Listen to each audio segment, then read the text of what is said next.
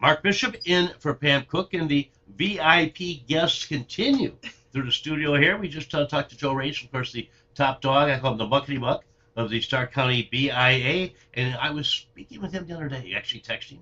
That's our way of speaking these days, isn't Uh-huh. it? And he said, "Much, you got to talk to Joanna James." And I said, "Well, who's Joanna James?" She said, "The executive director of Project Rebuild." I'm like, "Wait a second. I know Project Rebuild because across the hall, our dear friend Matt Fantone from Mix 94.1 actually purchased one of the houses that Project Rebuild rebuilt. Yeah. I was there at the grand opening, and Joanna, such a treat to have you on board. Before we get into it, though, sad day yesterday learning on the passing of former Mayor Tom Burnaby. And again, like Joe said, former mayor, administrator, commissioner, law director, on down the line. And I know that he was so pro city. I'm sure that he was a big supporter of Project Rebuild. He absolutely was. That was that. It was a sad day. That was disappointing to hear. So yeah, I think if you lived and worked anywhere in the vicinity of the city of Canton in the past, you had some interaction with Mayor Burnaby or Commissioner Burnaby or in whatever capacity he was in. So we were not. We were not unlike that. He was always a champion for so many nonprofits and so many people that are doing good work in the city. And we were fortunate to be one of those organizations. So I think that, on a personal level, what I miss the most are those hugs. He had the best hugs and the best smile, just the warmest smile. I think he was always present. Even if you ran into him on the street and he was on his way to something, he always took the time to stop and give you a hug and a kiss and ask how things were going. And I appreciated that. A true public servant. Now, we're talking Project Rebuild. You take old houses, broken down houses, sick houses, we'll call it, and you make them whole. Like I said, our dear friend Matt Fantone from Mix 94.1 purchased one, and I went through. I'm thinking, my gosh, this place is beautiful. How do you get turned on to these places? Do people call you and say, "I got a funky old house, it's yours if you want to redo it"? Sometimes, the construction training is one of the largest components of Project Rebuild, and that's what most people see because it's the most visible. Yes, sometimes people call and they say, "I have a house I want to donate." Sometimes we purchase that house. So in Matt's case, that was a house that we purchased. It had sat vacant for a really, really long time. So we were able to kind of take it off the demo list and rehab it, and I had some great partners that helped us with that, but love that now it is home to a growing family that is loving every minute in that house. So yeah, it's been a lot of fun to do that, but we've worked with a lot of partners. Yeah, Joanna James, executive director of Project Rebuild. Joanna, where do the young men, young women come from? How do they find out about your program? What are their ages? Yeah, so typically they find out about us. I would say the biggest is probably word of mouth. They know someone who's gone through the program, and they've heard some really good things, and they've seen them be successful, so they want to do the same thing. We also have some amazing community partners that make some referrals. Some of our education partners make referrals. So, and then sometimes they just kind of come off the street because I've run into, their aunt or their grandma or their mom or their dad, and somebody's like, sending them our info.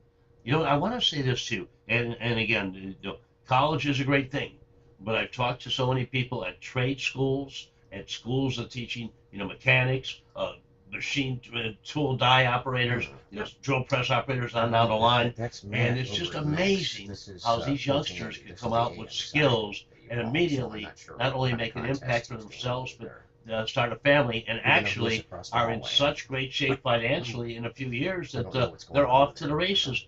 Do you find that the youngsters in Project Rebuild learning skills, whether it's carpentry, whether it's glazing, caulking, or anything like that, electricians, houses need to be wired, do you find out that they are very employable once their training is complete? They are employable. I think there's a need in the trades. I think there's a need in construction. I think that, yes, they may spend 6 to 9 months with us, so that it not long at all compared to 4 years of college. Yeah, but they're still entry level, so there's still some learning to be done. There's still some mentoring to be done, and that's why when we do kind of have our young people that go into the trades or go into those occupations, we do want to make sure that it's a company that understands our mission, what we've accomplished, and still has kind of that mentoring and that training that's just part of their company culture. So, are you working on any homes right now? We are not working on anything right now. Due to the weather, perhaps? Not really due to the weather. We needed a little bit of a break. Okay. After we come out of Matt's house, we did another lead project and took a lot of took a lot out of us. So sometimes we just need a break to get our house in order and kind of focus on us.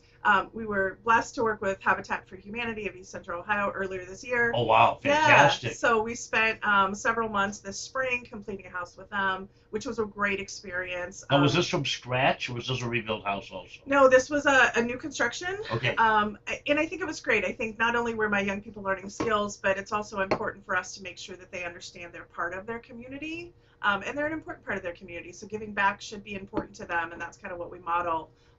They were able to have several interactions with the homeowners, create that relationship. So not only was it an opportunity for them to practice skills and learn skills, and but just that networking and that relationship was also just incredible in that experience. So. Joanna James, Executive Director of Project Rebuild, is with us. Joanna, if anyone knows, it could be somebody listening who has a teen, a boy or a girl, that's as interested in this, how can they get in touch with you? How can they get a hold of you and to see the process to get somebody enlisted, enrolled in your program? Yeah, so young people 16 to 24, ideally not attending high school, still need their diploma, looking for some work readiness skills. Probably the best place to go is projectrebuild.org. Okay. That'll give you most everything. We do have 3 open houses coming up on December 16th, January 6th, January 12th. Where will these be? Those are at our training center that's at the corner of 5th and Shore Northwest. So, we're inviting anybody that just is interested. Come see the facility, come meet the staff, come get all of your questions answered. We have a new class that starts on January 20th. So our goal is to, have people stop into those open house and info sessions and get all their questions answered and get started on the 20th. How did you get involved with this?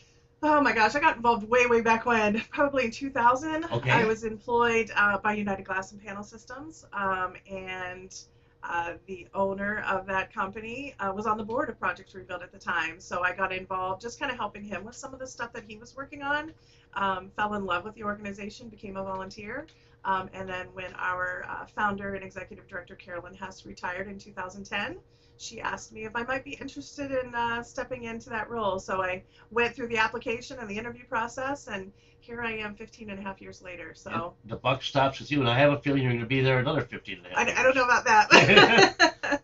Yeah, You've got a lot left in the tank. I guarantee you that. I'm still having a lot of fun on a regular basis, so that's what keeps me there. Thank you so much. Joanna James, Executive Director of Project Rebuild. And a shout out to Joe Race, the head man of the Stark County VIA, for suggesting that Joanna comes and join us. Joanna, Merry Christmas, Happy Holidays to you and yours, and a lot of blessings. And thank you so much for what you do for Stark County, especially for Canton. I appreciate it much. Thank you so much, and Merry Christmas to all of you. Thank you so much. Mark Bunch Bishop, producer Nick, and you. Nick, should we do our weather? Should no, we do our thing here? need a break. We'll go break and come back and let you fill you in with the traffic and weather. Mark Bunch Bishop in for Pam Cook. Friends, such a treat to be with you on News Talk 1480 WHBC.